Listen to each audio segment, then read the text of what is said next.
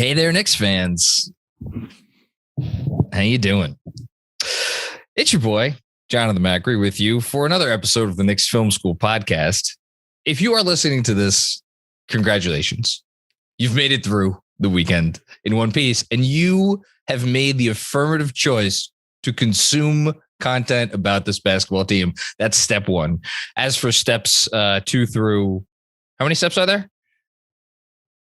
However many you want. Are you talking about the grief? Yeah. Is it grief or is it? I mean, they're technically 8, okay. I think, but 5 is the one that's like whatever. I mean, we did the 5 steps when we talked about the offseason or whatever it was. So that's true. Okay. So as for steps 2 through 4, I don't know if we're going to be much help to you there, but we're going to try. You already heard his voice, the one and only, the only person I would want to do a pod with tonight after spending most of the last 24 hours digesting what we witnessed, is the person who witnessed it in person. Nice job going to that game, Jeremy. Hey, Jeremy Lakers, Cohen. The Lakers won. The streak was snapped. A new one has started, most likely. But regardless, I just want to say I've been to a lot of duds in my life. I've seen a lot of duds on TV. We all have. This might make the Mount Rushmore of them. But so I wanted to get to this, but how many of those duds were for a team that came into the season with some modicum of real expectations? Not as many, considering the history of the Knicks. So I think that maybe it explains it, right? I was thinking back on what the highlight of yesterday's game against the Nuggets was. And honestly, the best moment of the entire game was that superfan Greg Armstrong caught a t-shirt from the t-shirt cannon. That's awesome. Right. Like, a few rows in front of me because we've tickets not too far away from each other. And then this is what he didn't say online. He was generous enough to give it to a young kid. So the give and go was by far the best moment. Other than that, I really can't think of a single highlight. Like I can think of the missed Obi dunk. I can think of a lot of other misses. I close my eyes and I still see the Nuggets hitting an open 3. Legend has it they're still doing that against the Knicks right now. So as we record, it's the sort of thing where it went from 2 close losses where it's like you can, maybe moral victories isn't the right word, but you can hang your hat on them to this. And I should just quickly add as well. So of course the Knicks went 0-3 this week, as everyone knows, which only made everything crazier because this was the longest week of my life by far.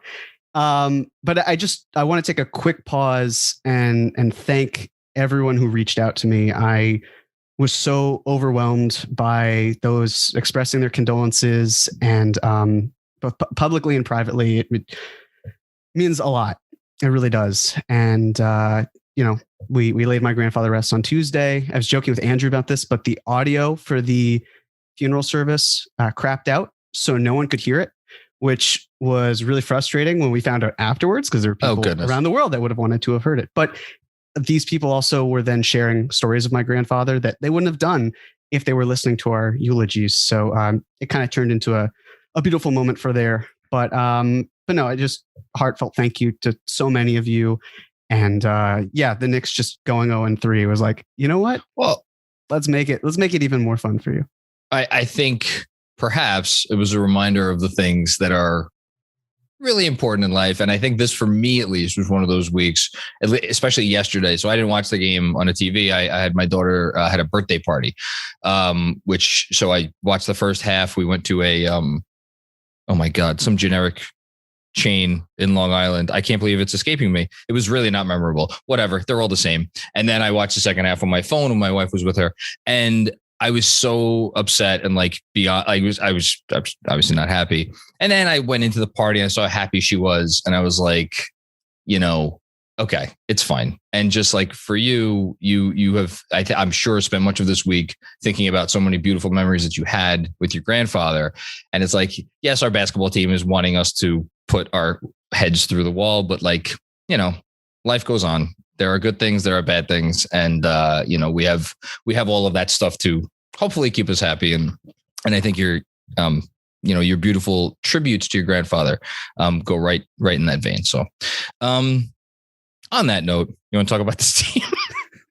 Sure. Why not? That's what the people came here for. So there's so many ways to possibly start this. You mentioned the threes. I went back and that's what I did. I went back and rewatched all of the threes that the Nuggets, not only that the Nuggets hit, but that the Nuggets took. And I rewatched it. I made actually a video of just those, which you could do pretty easily on the NBA stats website. And the video was about 9 minutes long. I think they shot 40. Actually, I should know this. They did shoot 40. 43s. Okay. Yeah. Out of those 43s, I counted what I consider to be, it was less than 5 solid contests. And I think I might be a little generous there. It felt like 75% of them. So that kind of lines up with it. Every single moment. They just keep finding great looks. Yeah, some of the most egregious ones actually, or some of the most egregious defensive moments of the game actually did not go in. The threes that were allowed based on them, it was. And honestly, I think the reason that I was bummed, and I'm curious to hear what you think, is twofold. One, coming off of, as you said, well, not only just the Hawks game too. You have to consider the Hawks game, right? So the Hawks game, they won. Arguably their best win of the season. We talked about it. And then they followed it up in Brooklyn, which I would argue in Brooklyn may have been their best performance of the season, even though they lost the game. And then a game against the Bulls, which was one quarter of like, again, kind of abominable defense. And then they like got it together and obviously they made it a game and they lost. The fact that it came off of those two, I was like, that's what really threw me. And then the big thing, and I think this is what has a lot of people in their feelings, certainly me, is that sense of security that I personally have felt since the day that, maybe not since the day Tom Thibodeau took over the job, but really since kind of the beginning of last season, even when they were 5-9, even when they were like losing games, they, like, and Breen's been saying this on the broadcast. It's like, even when they were losing at the beginning of last year, like you knew what you could expect. And it was so refreshing to have a team that did that after so many years, as you just said, of teams that did not do that. So now that like security, that warm blanket is gone, and they went out and laid an egg, and it opens up a whole host of questions that I'm really happy that we haven't needed to talk about for a while. And that leaves me in a sort of uncomfortable place. So I will, on that note, I'm curious what your general thoughts are right now. I'm with you. I've been thinking what really might be some of the answers here for why things aren't going super well. And I'm still not quite there in terms of ironing things out. I'm sure other people listening, they have their own opinions and whatnot. And I, I'm sure that they're valid, but personally, like the big thing with Kemba was that the Knicks were going to play better, and they did. They matched up well against two good teams this past week, and they were very close, and it was unfortunate. But, I thought the third quarter broke the Knicks in the Nets game. I thought putting Grimes in to start the game or start the half was probably not responsible. Knicks found themselves in a hole. They got out of it, and then they didn't, and then they lost. I'll admit, I was excited when I saw Grimes. I was like, I think this is the right move. Nope. No. And I think that's that's an example of how we kind of hope for players and development. And then this cold, hard truth comes in. It's like, maybe these guys aren't always ready right away, and that's fine. Yeah. They need to ease into things. We maybe should see him get more time, but there's also a larger rotation. Kemba's out of it. Burke's elevated. Grimes can get in and get some time there, but it's not, it might not be perfect. With the Bulls game, turnovers, free throws, other things. But the fact is that the Knicks let the referees get into their heads and they wilted. And then the referees did the opposite in the second quarter, and the Knicks had the advantage. And then the third quarter, no one had an advantage because there were no free throws, period. Mm-hmm. And it's just like, I feel like there is this, you're saying what Thibs is accurate. There's someone who's finally motivating this team.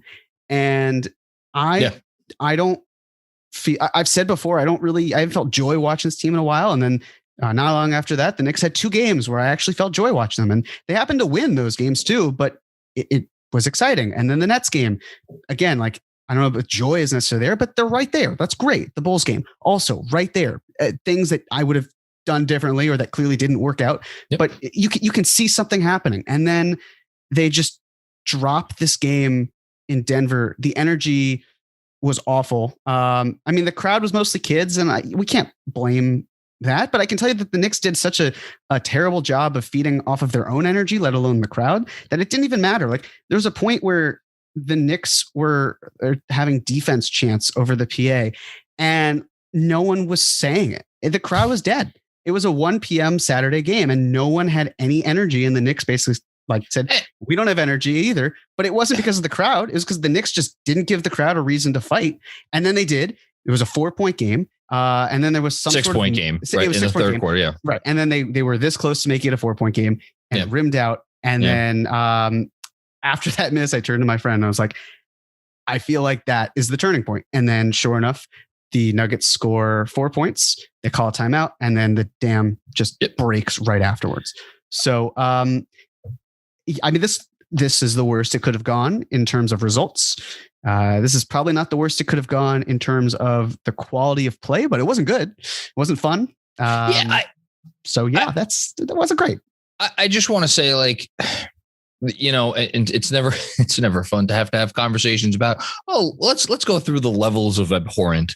Like, we have been through some shit as Knicks fans, and like what we saw on Saturday was not in like the bottom rung of that. I mean, they faced a guy in Zeke Naji who, again, I'm sure the game plan going into the game was like, if you have to leave a guy open and Zeke Naji's on the court, you're going to leave Zeke Naji open. That said, Tom Thibodeau goes by the belief of you should never willingly leave anybody open. And on several occasions, and again, I went back and rewatched them all, there was very little urgency getting out on him.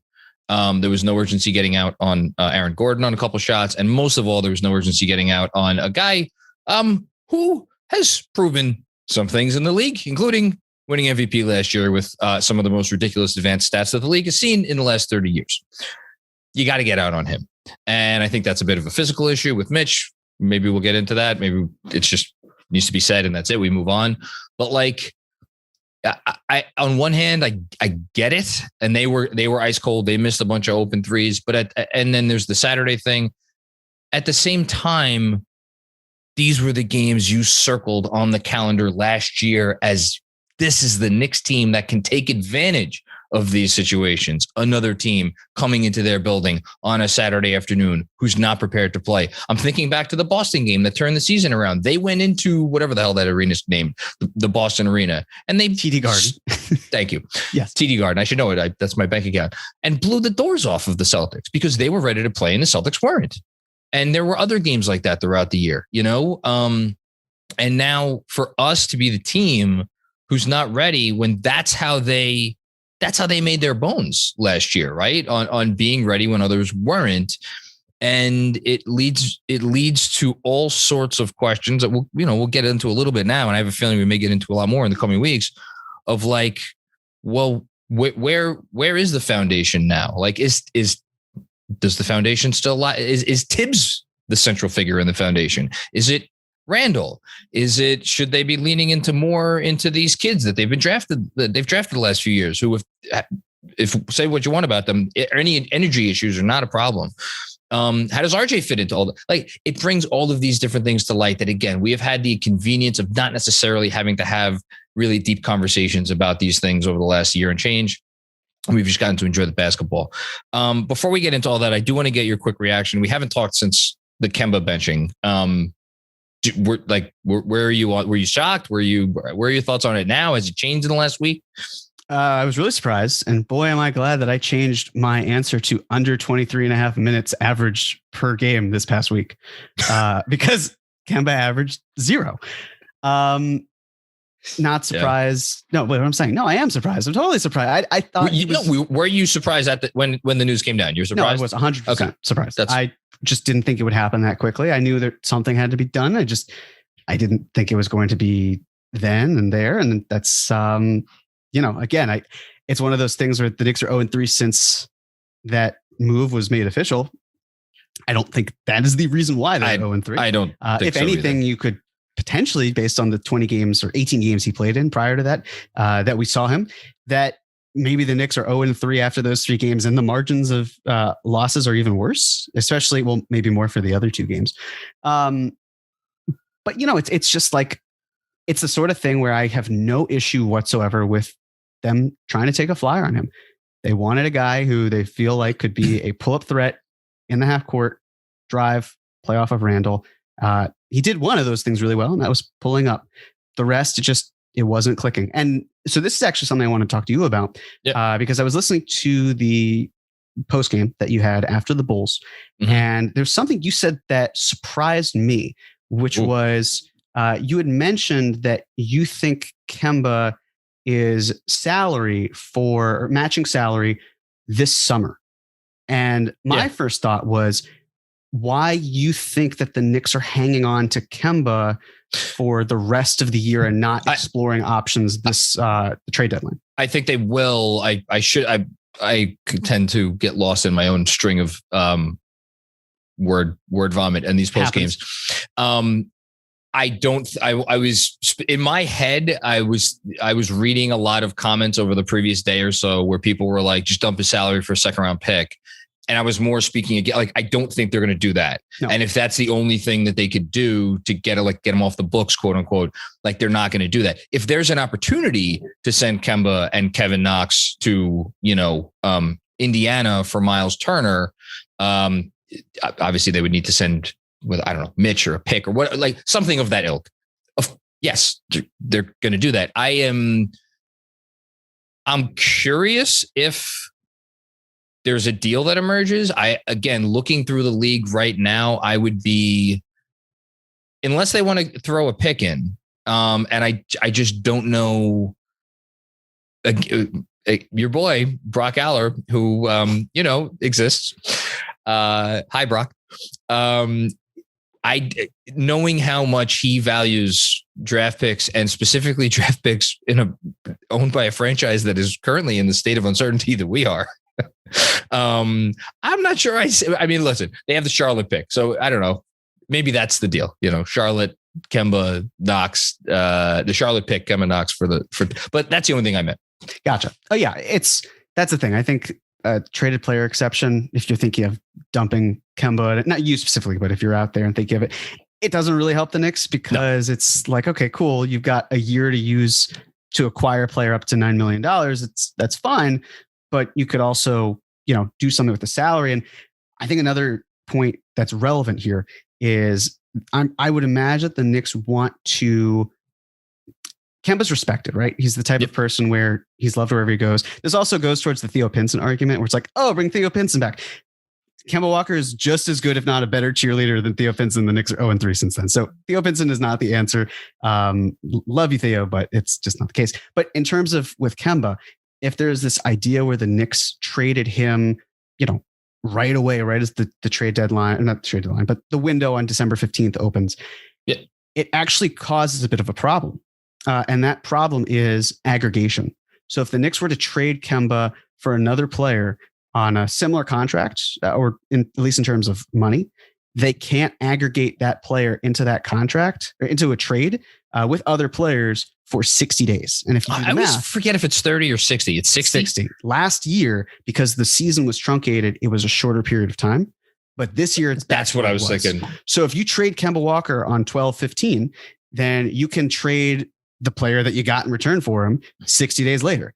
If you look at the calendar, 60 days is past the February 10th trade deadline.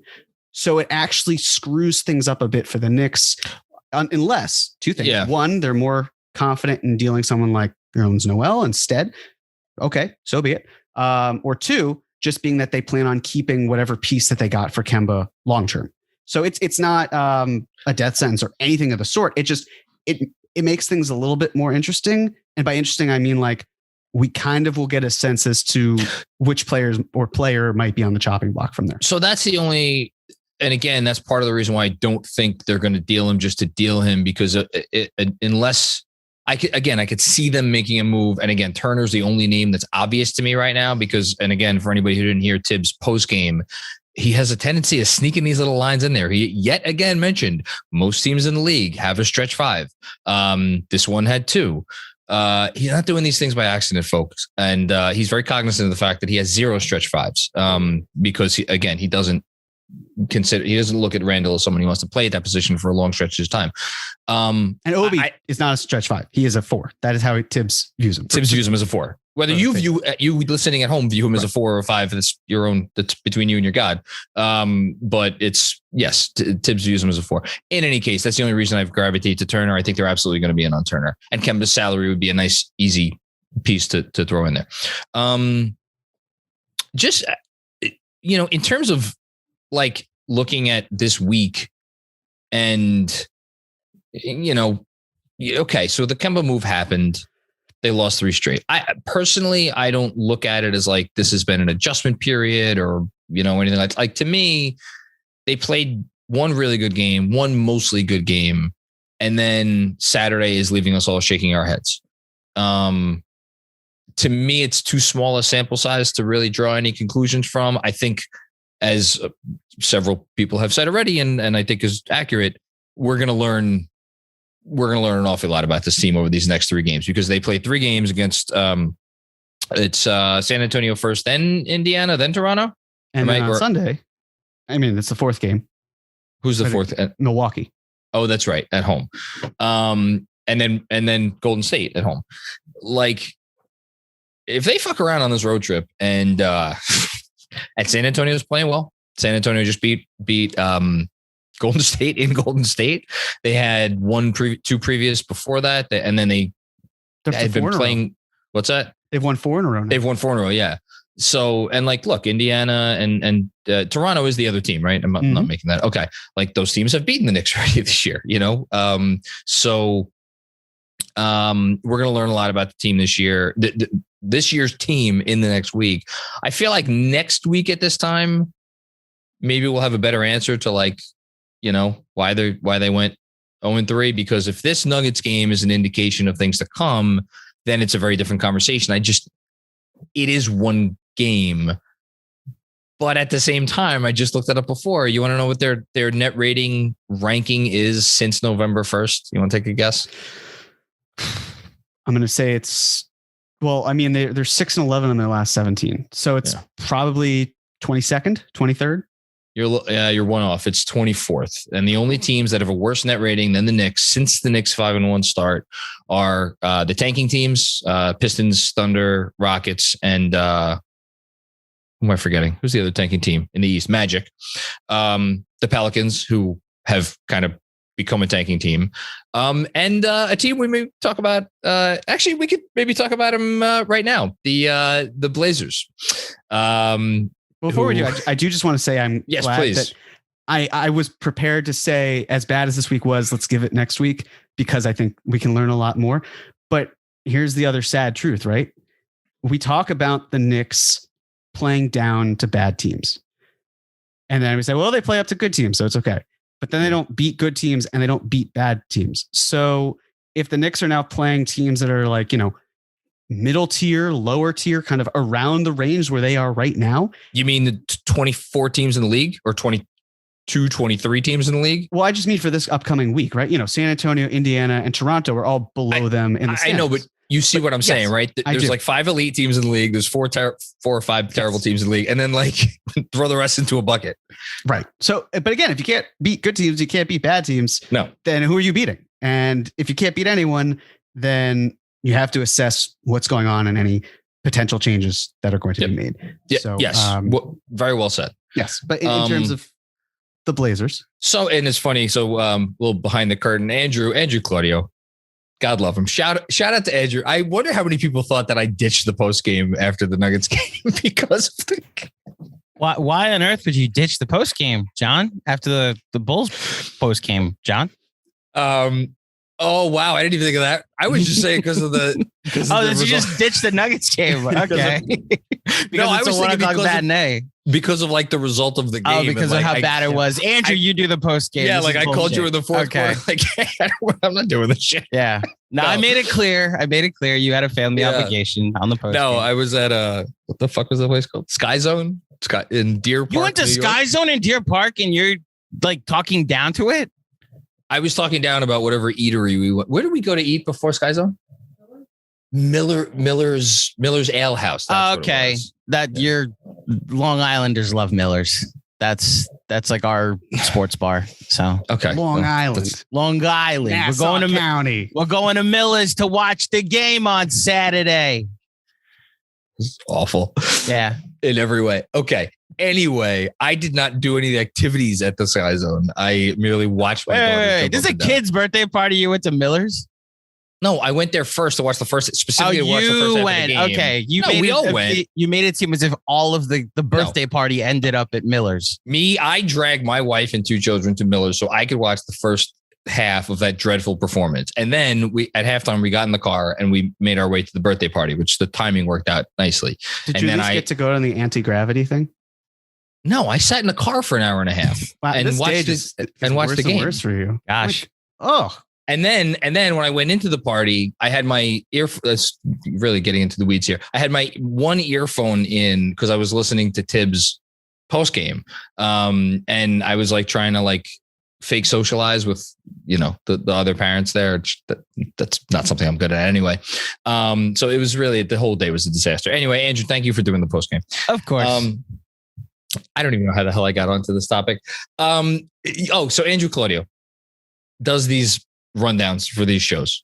And here he has in the rundown a mention of, speaking of Thibs post game, when Thibs, it was a shot, right? Talking about RJ? Yeah, it was a shot.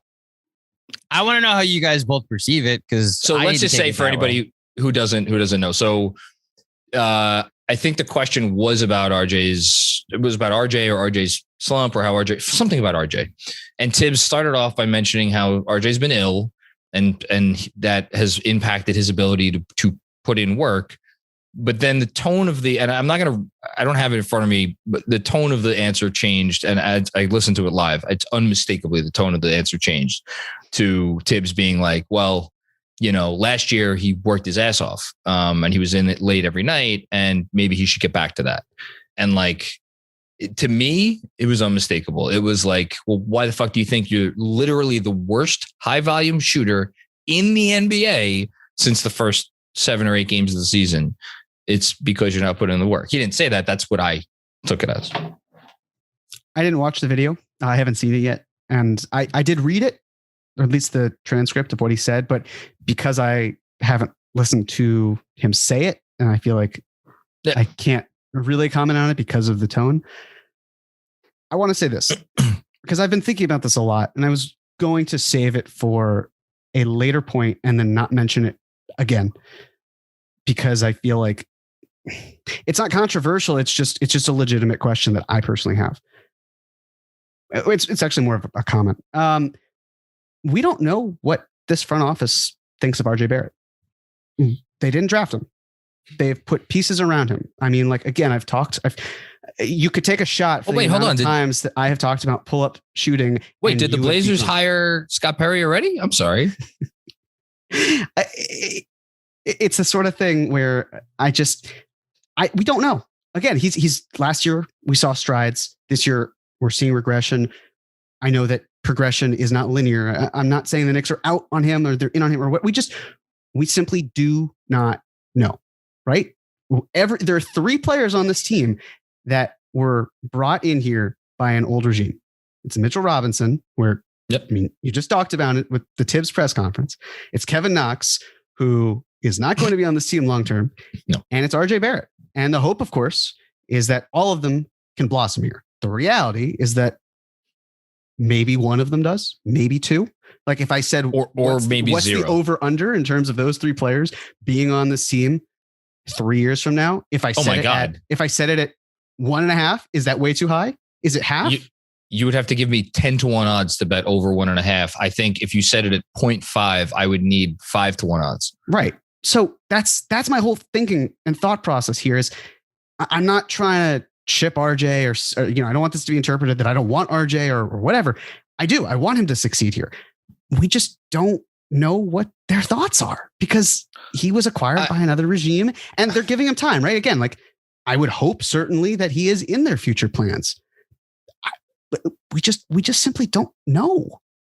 Well, we're going to know if he's still on the team this summer in how they handle the extension talks, because say what you want about tradability of contracts and this and that. They are not going to entertain. I can't even say this out loud after the last 4 weeks that he's had. They're not going to entertain a max contract. I literally, I couldn't say without laughing, because the notion of giving this player a max contract at this point is quite frankly laughable. It would be akin to giving, I'm not saying this because they're top picks or they're both Canadian. Andrew Wiggins a max contract, and that basically the way that worked out was Glenn Taylor said to Andrew Wiggins, "We need you to work harder. Can you work harder?" Well, Andrew Wiggins said yes. And Glenn Taylor gave him a max contract, and then Andrew Wiggins stopped working as hard and settled. Like that's kind of what it would be like. And you know what? Andrew Wiggins is the 3rd most important player on the best team in the league right now. You know, which if you're keeping track of things, that's a player. That's not a max player in the league today. 3rd best player on the best team in the league, but it's like a guy who's usually getting paid north of 20. And money is irrelevant to a team that's already spending a ridiculous amount. Like they're not capped out. They don't have to worry about, I mean, they are, but they don't have to worry about it because they just keep exceeding the cap and not hard capping themselves. And I do just want to say, you know, it does need to be said, comparing year 3 Andrew Wiggins to year 3 RJ Barrett. Andrew Wiggins in year 3 went from 20.7 points a game to 23.6 points a game, increased his 3-point percentage from 30% to 35.6%, increased his rebounding, increased his assists. I think he was 2nd or 3rd in the league in minutes, played all 82 games. It's like, you know, RJ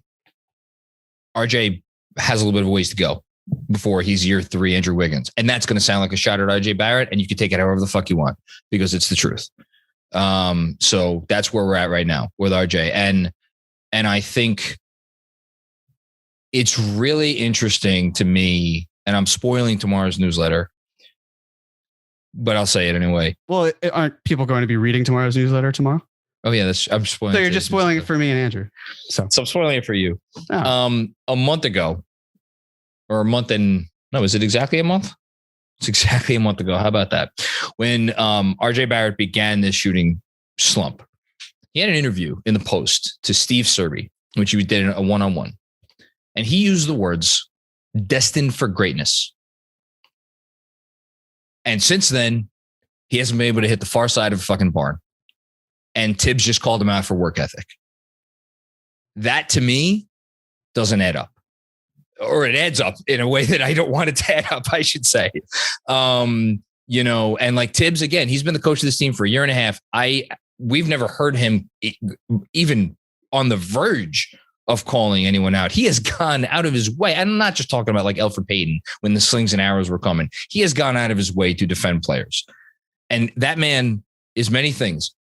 Not careful with his words is not one of the things. He knew exactly what he was saying in that post-game press conference. And I would not be surprised in the slightest. And I know I brought up the Blazers 10 minutes ago. We'll get back to it. I would not be surprised in the slightest if RJ Barrett gets moved to the bench. Would not surprise me if it happened before the next game. And it would not surprise me in the slightest if his name comes up in trade discussions with a certain team who is having a very similar type of season to the Knicks over on the in the Pacific Northwest. That's it. I did think I saw the Chauncey Billups comment where he was like, "I've never seen a team where the bench has to motivate the starters like that." And before even seeing that other Knicks fans had retweeted it, I thought like, that sounds a lot like the Knicks to me. And sure enough, it was. Listen, I mean, it's Dame, right? We know Dame is a fantastic player. He's a great player. I look at a team like Chicago where, again, we're still in the regular season. I was clearly wrong about how they were so far. They're a team that decided to say, screw it. Let's go with some really good players. See how it is. The league's fairly wide open. Let's just go nuts and see what happens. Whether it is the right or wrong decision is still to be determined. I'm still skeptical as to what their ceiling is, but they have certainly a high floor, but I've doubted them this far and they've done well otherwise. I talked about Dame and we've talked about Dame before. The reality is I don't think he's going anywhere this season anyway. But things could change. You simply never know. A 2-8 stretch from Portland might change things. True, but granted, I mean, Dame has not been great. He's been fairly, I mean, I don't want to call them mediocre, but mediocre for Dame standards. But the Blazers have also been really bad without him, which is, like if you can't play and win without your best player, then you're basically just saying to him, there's no future here. Gave up 45 points to the Boston Celtics at Jaylen Brown and Al Horford at home. But sorry, just one more thing for anybody who's because not everybody's crazy about this stuff. That was a day after the Athletics piece came out, in which it basically laid everything bare that's going on within the Blazers organization right now. Miscommunication, players aren't responding to the coach. That was an opportunity for the players to be like, no, we believe in Chauncey Billups. Yeah. And the Celtics had played the game the day before. They were on the second leg of a back-to-back where they had just barely lost to Utah. And also, so all the respect to you, Jeremy, I think it might not last until the summer. You never know. But and a very weird side note on whatever. I mean, he was fired on Friday, right? Friday. So on Thursday night, I was thinking to myself, like, it's really weird that Neil Olshey hasn't been fired yet because this team isn't very good. And then he gets fired the next day. Yeah. Sorry, Neil. Not really, because you seem like a piece of shit. And I was about to say, and we should also note that it was the technical cause of the firing had nothing to do with the team's performance. It was because of an investigation into workplace misconduct, I think was the term that's been used most commonly. So, in any case, would it? I mean, let's just say it. Would it shock you if RJ? I mean, it would need to be a lot of salary. I did the math in my head this weekend, because that's what you do when you lose by, or actually only lost by 14 to Denver. But when you get killed by Denver, it would have to be Fournier's salary, and then it would be Fournier, RJ, and I think those two plus either Kemba or Noel gets it done. Yeah. And then whatever the picks. To me, it could go. And again, we're getting way ahead of ourselves. To me, that could go one of two ways. To me, that's a situation where like Dame gets traded, and then it's like, oh, that's right, he's Damian Lillard, and goes to do some of the things that he's done the last few years. Or it's like, wow, the Knicks gave up how many picks and arguably their best young player for a 31-year-old making $50 million a year or close to it. And they've just buried their franchise for the next decade. And no in between. It's either one of those two things. Well, look, I said over the summer that I'd be happy trading the farm for the right player. I'm skeptical that Dame is the right player right now, based on his timeline, based on where the Knicks are at. I can understand the appeal of Dame and Randle and, whatever modifications you want to make on the side to but it just feels to me like a very compressed window. Whereas right now the Knicks don't have a window because it's wide open.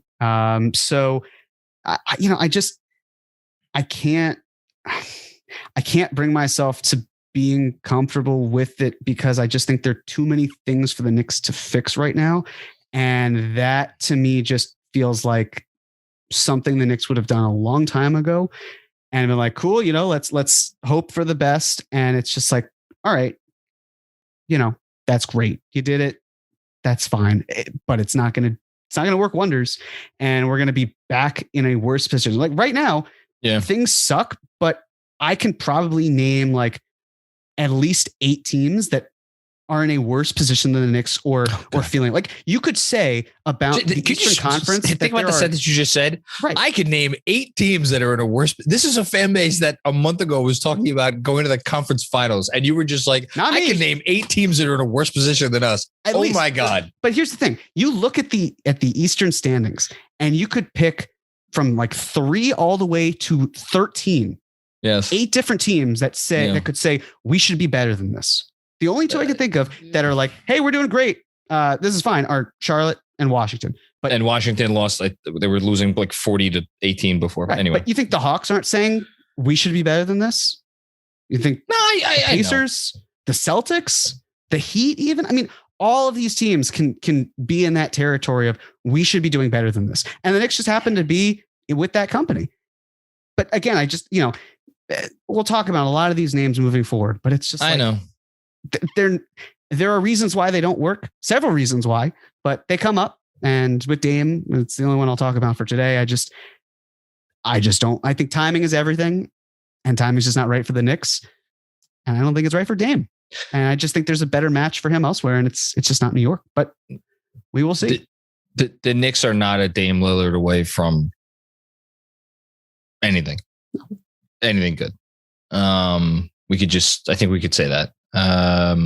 Great player, fantastic player. But again, the money and the age and the size and like it all does kind of scare you. And I don't think that's where they're looking. But the only reason I brought it up is because if things did start to spiral out of control in Portland and the Blazers were like, perhaps with Dame's nudging, like, look, let's get the best package that we could get for this guy before he turns into a negative asset. I'm not saying that's what they think, but just for argument's sake, that let's say they thought that. Interestingly enough, I don't know that there's a ton of teams around the league, both because of the money and because of the player and where teams are at, and it's obviously Philly is the team that because they have the salary, they have, whether it's Simmons or Harris or whoever, and they would probably be the one to pull the trigger, but whatever. We don't need to talk about that right now. Give out some game balls. Sure.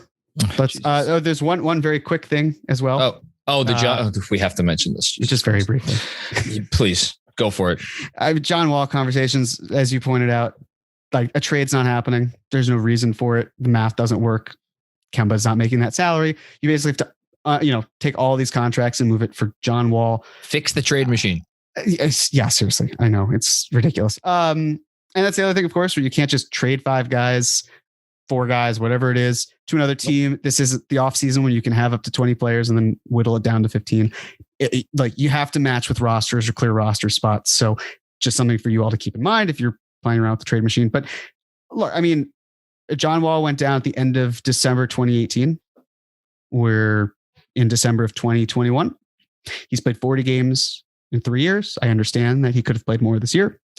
But again, like we have not seen him function as a starting caliber point guard. I understand with Houston, but they were a tanking team. It worked out for them. But again, the key things that the Knicks look for, like the driving isn't quite as there. And if it is, the transition offense, the half court offense, he hasn't been able to show that.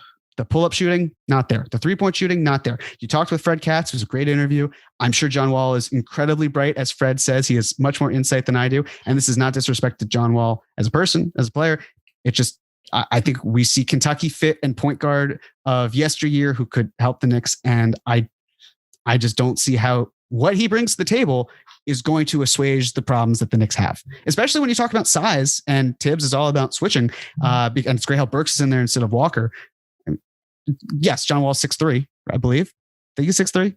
He's about, but he's big. He's he's a big guy. It helps, of course. But with his knees and with Derrick Rose's knees, it just, all of it just, it feels like something that sounds great in theory. And then when you look at it in reality, it's like, this just doesn't do much. Not much is added to the table. So I'm out on John, and I wish him the best wherever he is. And 41 million? 44 Even million. if it were a buyout, right? I mean, and people have talked about this. They'd have to offer him the minimum contract. Yes. Like there's no other thing that the Knicks, there's no exception that they could use. It's nothing.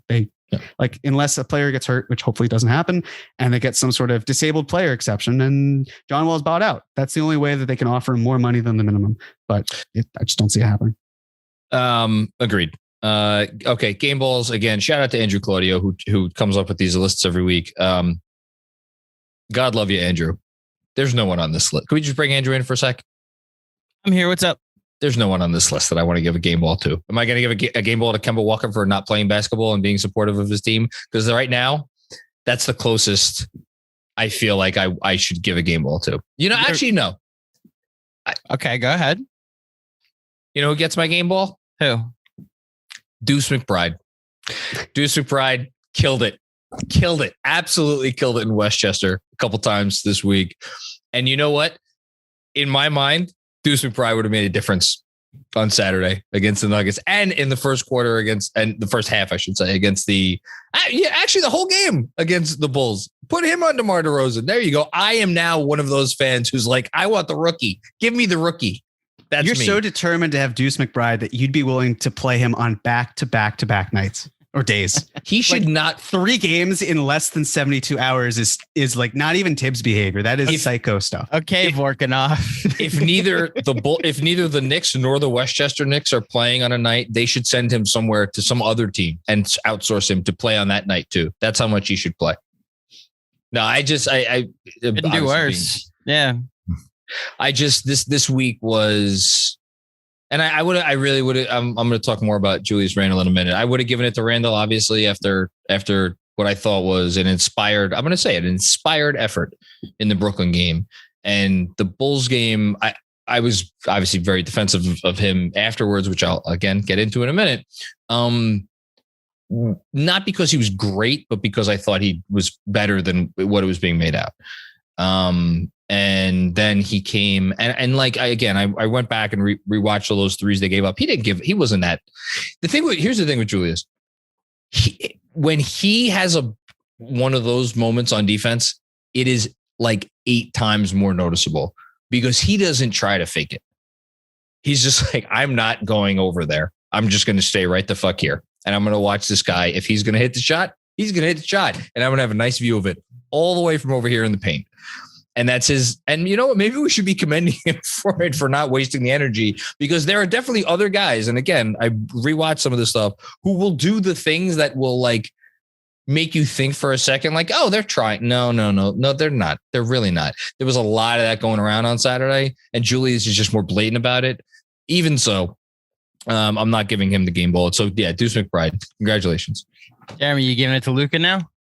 I was actually going to. Yeah. Okay, there you go. Like, sorry, I'll give it to Lucas Simonic. I do want to say this about Julius, because I was thinking, all right, if I had to give the game ball to someone, right, it's got to be, I guess, Julius. But I'm not going to. And I think there were the effort, obviously the turnovers, the free throws, all that stuff. But I do want to also defend him a little bit here in that I feel as though the goalposts consistently move when it comes to Julius, right? Like we've talked about before, the fact that, okay, he's not a first option. I've said as such, I view him as a second option, being paid like a second option, being forced to play like a first option. And guess what, folks? He played like a first option and he looked like a first option for the game against Brooklyn, for the game against Chicago, for 2.5 or 1.5 of those 2 games, he was that guy. And then in Denver or against the Nuggets, the effort, obviously we've seen some of the clips, not there, but it seemed like he's regained a form of himself because he's also seeing more shots at the rim. He's not taking as many from deep. I think that's great. I think it's also worth wondering out loud if Julius Randle is going to continue rolling to the rim and taking a higher percentage of the shots at the rim. Are the Knicks going to look at someone who can maybe be at the 5, who can stretch the floor more so the paint is not quite as packed? Thibs talked about it as such, as you pointed out, John. I mean, we can talk about that another point, but the thing about Julius to me was that, great, you're finally seeing him being the guy that you want him to be. Okay, yeah, but he had 7 turnovers against the Bulls and he missed some clutch free throws.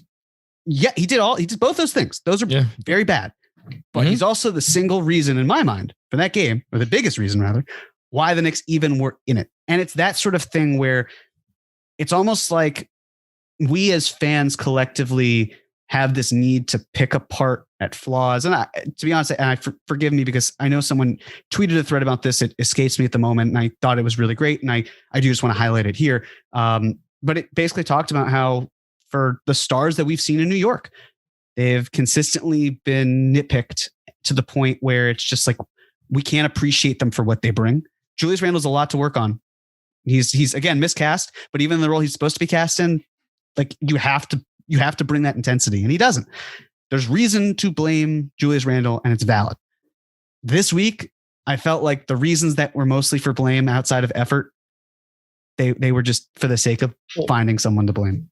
Well, that's all. But okay. I'm not giving him the game ball. I'm giving it to Lucas second in the G League in points per game. I think he's averaged something like 25 and 10 or something ridiculous. He's been great. It's got to go to him, because how can anyone on this team get a game ball?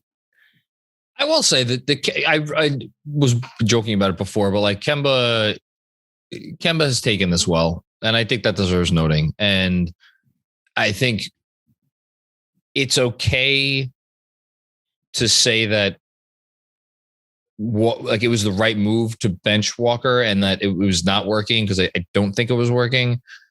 But at the same time, I think it's the people who are like, this isn't all Kemba's fault, at the very least now could be a little bit validated. And I'd like to think that I was one of those people, even though I was a fan of the move. I wrote a whole newsletter, I think the day before Kemba got benched, that I didn't think it was all Kemba's fault. And again, some of the numbers with Julius on the court and Kemba off the court spoke to that. Anyway, let's move to detention and perfect transition. Andrew, I don't know. I need to ask, can I put myself in detention? Go off the board. Go ahead, John. Okay. So I'm putting myself in detention for this reason. As Andrew alluded to before, I went off a little bit after the Bulls game on some fans who were critical of Julius. And what I forget sometimes is fandom. What is it you always say, Andrew? What do they call fan is short for what? It's called fanatics. It's short for fanatics for a reason. Yes. Yeah. And, in order to do what I do, which is basically live and breathe and eat and shit this team 24/7. I oftentimes have to take emotion out of it. Like once the final, like I'll root for the team and then you'll see it in the first few minutes of these post games. But like, for the most part, I have to kind of look at this stuff with an analytical lens. And I forget sometimes, I think that is not how most people view this stuff. I mean, as we've referred to in the beginning of the show, this is sports. It's meant to be a distraction from the terrible things that happen in real life and, just in general. And so for anybody who was really frustrated by Julius, look, getting his pocket absolutely picked by a little bald white dude with a headband. He looks fucking Caruso. Elmer Fudd in Space Jam. That's what Alex Caruso looks like. And it's so frustrating every time he makes a good defensive play.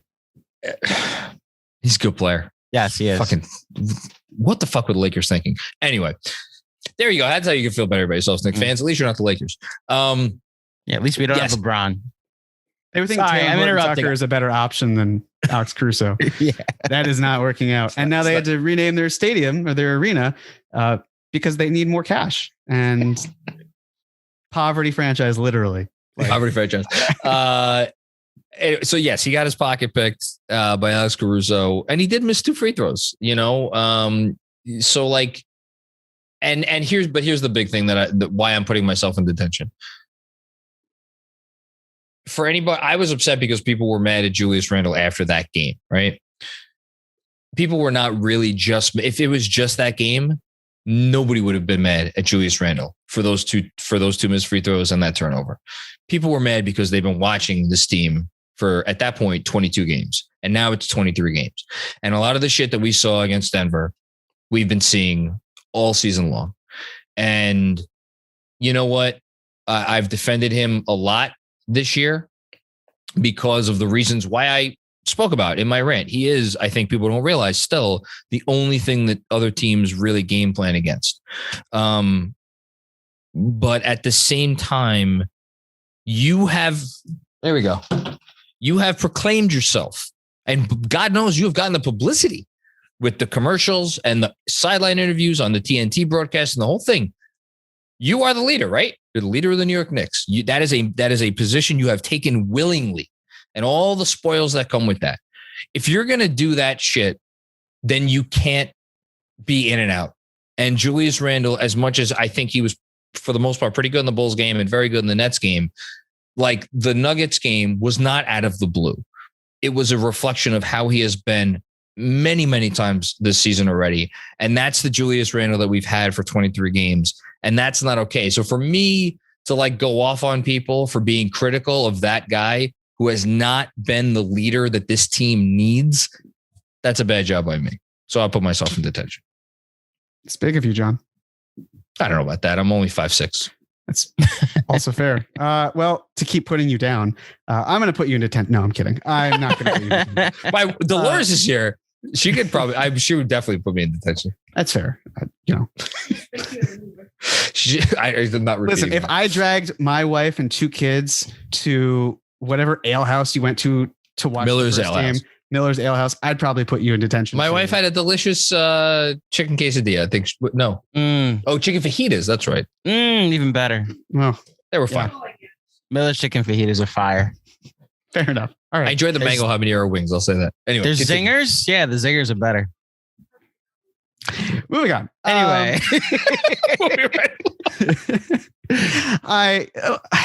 I'm just gonna put the entire team on my detention list. It's fine. There's no 3 week. You even have the referees here, Andrew, and I think there's a legitimate argument for why they are nominees. I write candidates. You guys get to decide who gets to go on there. I think it's at the certain point where I try not to blame the referees. I think they were in the running for this conversation, but the referees, for example, were not the reason why the Knicks were just garbage against the Nuggets. I thought they started off the game terribly with the Bulls, and then they kind of were better, and then they were neutral, and then they weren't great. The first game as well with the Nets, just Randle can't catch a break. It doesn't matter. The Knicks didn't lose because of the referees. The Knicks lost because they were bad. They did not close. All things you could possibly list. So, I'm sure there's some people who, and by people I mean players, who shouldn't be blamed. Like, I'm sure Wayne Selden's like, what the hell? What did I do? I just sit here and I clap. It's his fault. A good teammate. No, it's not Wayne Selden's fault. How can we say that? But so I'm just gonna say, everyone. It's with an 0-3 week. I feel like there aren't a lot of positives to draw from, and there are a lot of negatives. But the biggest negative is 3 losses. That's your record is what you say you are. Before we get to predictions, I will just say this because we've obviously talked a lot about this week in the Nuggets game. I want to say 2 things. One, it's so interesting. If they had, you mentioned it, Jeremy, they were down by 6. They had a shot that rimmed out, right? Let's say that shot goes in, and let's say they're like, that is the thing that inspires them from that point forward to like, you know what? Got a fucking home game against a depleted team. Come on, let's go win this thing. And if they pull that victory out, we're sitting here having a very different conversation about this team. Probably. I mean, not very different because like the whatever, the first 2.5 quarters still were what they were. And yet at the same time, to boil that game and essentially like boil this season down to a possession or like a couple of possessions, like, if only that had gone differently, feels disingenuous. And it feels like where we're at right now. On one hand, I am certainly cognizant of like it's a Saturday afternoon game. It's the reality of life. Like whatever, this shit happens sometimes. And I don't want to overreact too much, but it does feel like we are here having this conversation in the way we are having it today for a reason. And this has been earned over the course of the last, whatever it is now, 7 weeks, right? Am I off base or do you agree with me? I would agree with you. Okay. Yeah. One thing I will add though, I think even if the Knicks had won against the Nuggets, you and I, because I feel like just naturally would have gravitated. We're like, yeah, it's great the Knicks were 1-2. And sure, the Knicks then could have hypothetically been 3-0 based on this, but we still would have been like, the Knicks are so lucky to be 1-2 based on all these things. We would have found negatives, not because we're cynical, but because they are red flags that need to be addressed. And it's just, those red flags just manifest themselves as 3 L's. So you hope that the next 4 games this upcoming week are better. There's a giant red flag waving over this team right now. And I will say this, I do think the season is this is a crossroads. It's a boiling point. Oh yeah, for sure. And boy, this pod could turn very different over the next several weeks if they don't get their shit together and the ball's in their court, as it were. Okay, predictions. Let's get through these quick. So I won last week. Yay me. By predicting 1-3. Jeremy predicted 1-2. Jeremy predicted 2-1. 4 games because we are not recording. We are not. So there's. Oh wait, no, we are recording next Sunday. That's right, recording next Sunday. So we'll have a normal pod for you on Monday. Knicks at Spurs on Tuesday. Knicks at Pacers on Wednesday. Tough back to back. Knicks at Raptors on Friday, and then Knicks home for the Bucks on Sunday. Whoa. What do you think about this team, Macri? Yeah, fuck it. I'm going to do it. I'll go 1-3. Hope I'm wrong. 2-2. Yeah. I feel like there's not really other. Oh, actually, there's 0-4 because they went 0-3 this week. So here, this was my bet, and you've already said 2-2. You can't go back on it. That's okay. I don't plan on it, but I chose 1-3 because I knew you wouldn't go 0-4. Yeah, pretty much. I'd rather be optimistic and wrong, and that's okay. Because 0-4, it's like, oh, cool, they won one game. Well, I'm out. So just playing the odds. Yeah, no, is there a world where they could only win one of the next 3 games and we're sitting here having a positive conversation on Sunday? I don't know if there is. That's a good question. I know. Like, no, that's it's like if the Knicks get jobbed or, something happens where it's a buzzer beater, right? Or like you just throw your hands up and you're like, oh, whatever. But no, I don't think if the Knicks are they're 11-12 right now, right? They're 11-12. Yeah. So if the Knicks are 12-15, I don't think we're having a great conversation. Yeah, I don't think so either. Okay. Andrew, anything we missed? Just the candidates for detention. I wrote most of those down before the Nuggets game. So I thought we were going to have a tone if they had come out and played like they did in the second half against the Bulls, or the entirety of the Nets game outside of the first 6 minutes of the third quarter. And it's like, man, like, see what they did when like a bullshit ejection against Taj Gibson doesn't happen. That was a bullshit ejection. Like there is legitimate frustration with the referees. And like we did discuss this, that what was nice about Tuesday's game is that this was the first time in a while that people aren't upset at the Knicks. They're upset at somebody else in the result of a Knicks game. Mm-hmm. And it led to what I thought was trending in the right direction. And then yesterday erased all of that. And now it's an 0-3 week.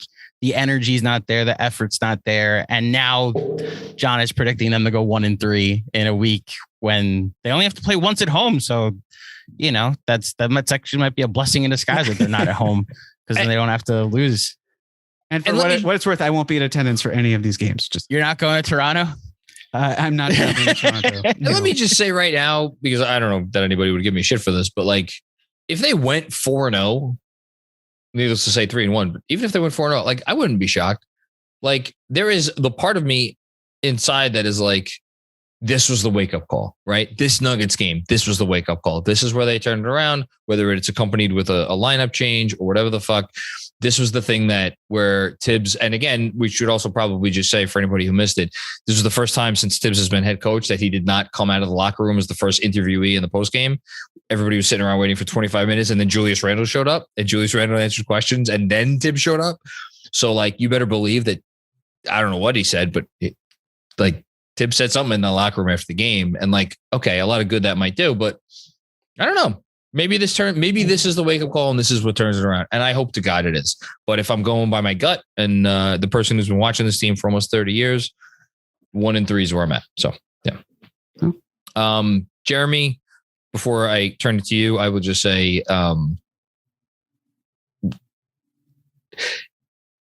the amount of love that you have gotten from the Knicks community should be, and I hope it is, indicative of how wonderful of a job that your grandfather did helping make you the man that you are, because that's not stuff that like is normal and commonplace. People were like going out of their way, and it's a testament to him. It's a testament to you.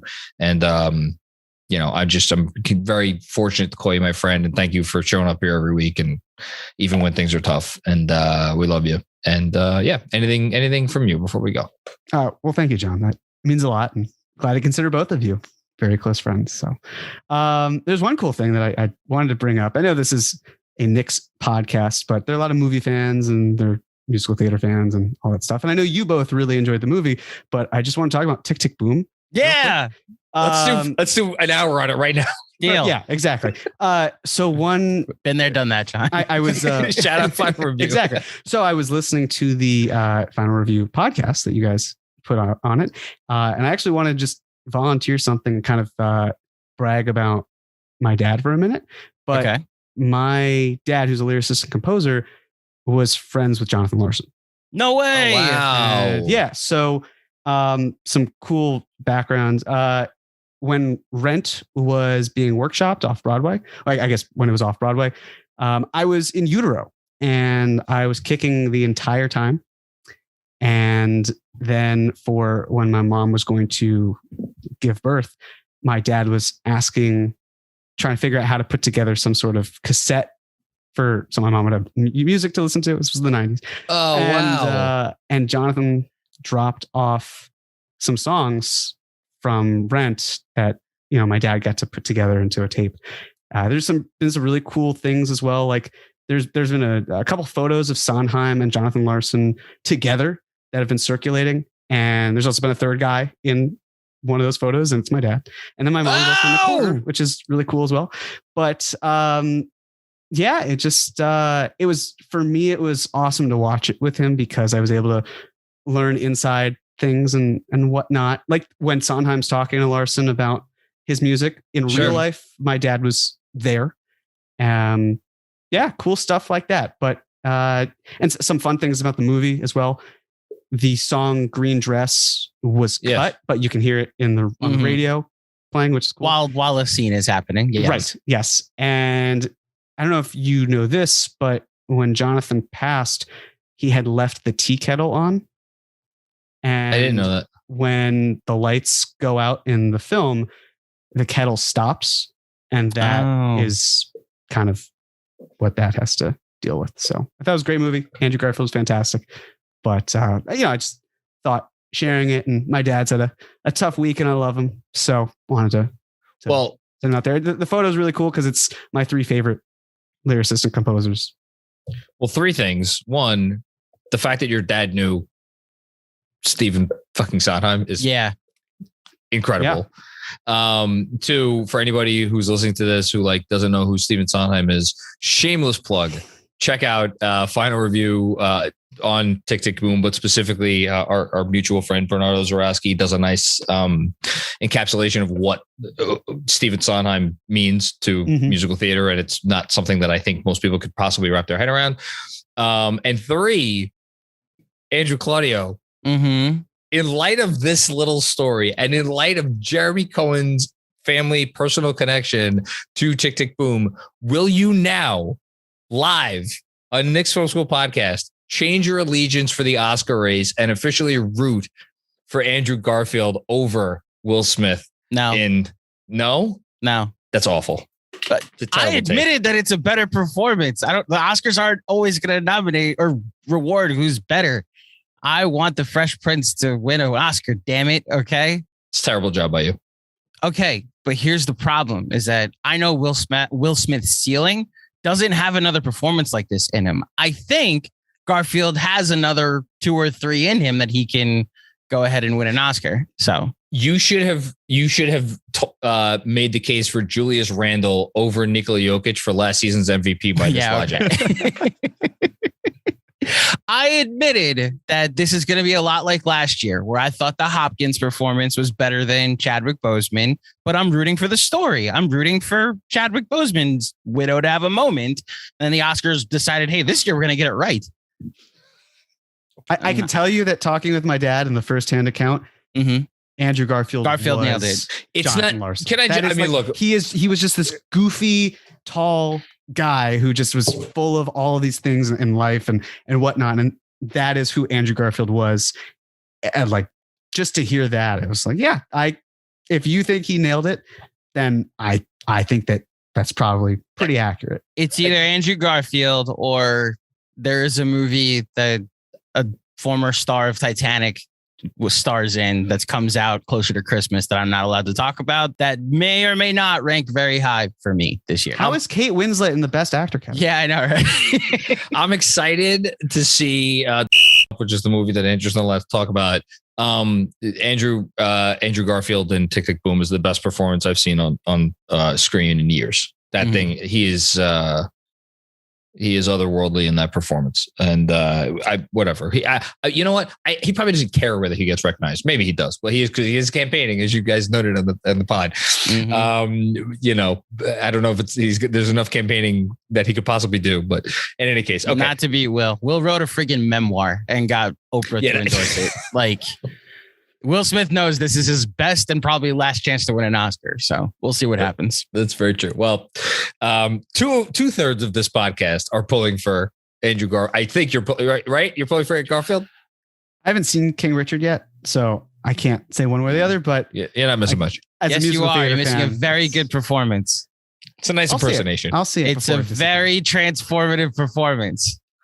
Where he captures the essence of Richard Williams. Go ahead. We talked about this off air where Will Smith has not had a movie that he's been in for Rotten Tomatoes that's scored above a 70 since the 20th century. But that isn't what a lot of people know out there. So I'm informing the masses now. So I get it that this could be his last chance, but you also never know because he's still got plenty of time left and can always do other great roles too. But we'll see.